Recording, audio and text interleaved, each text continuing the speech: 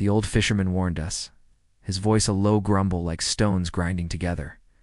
He said to steer clear of the jagged coast past Blackwater Point, especially at night. Said there's a lighthouse out there that ain't on any map. A ghost light. He laughed it off, of course. Just an old sea dog's tale to spook us city folk.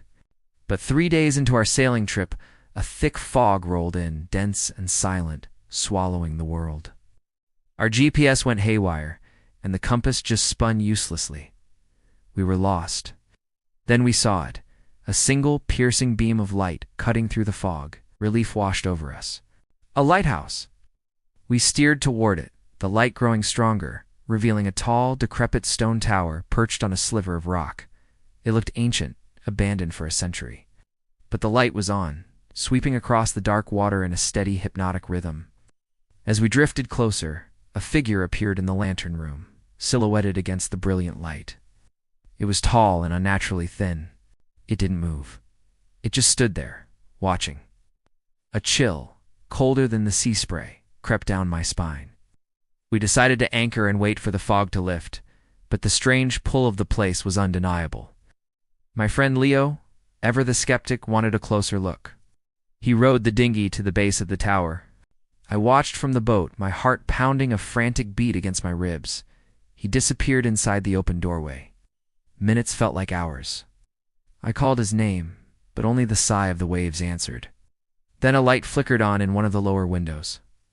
I saw Leo's silhouette, but he wasn't alone. Another figure stood beside him, impossibly tall, with long, spindly limbs. It raised a hand and placed it on Leo's shoulder. Then another light flicked on in a window above, and I saw them again, and again, in a window higher still. It was like they were ascending the tower, but instantly, in rooms that couldn't possibly exist, stacked one upon the other. The main light at the top of the tower suddenly went out, plunging everything into darkness. A scream tore through the night, a sound of pure terror that didn't sound entirely human. It was Leo's voice, but twisted, distorted.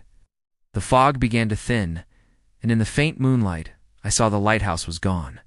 The rock was bare, it was never there. I pulled anchor and sailed until dawn, never looking back.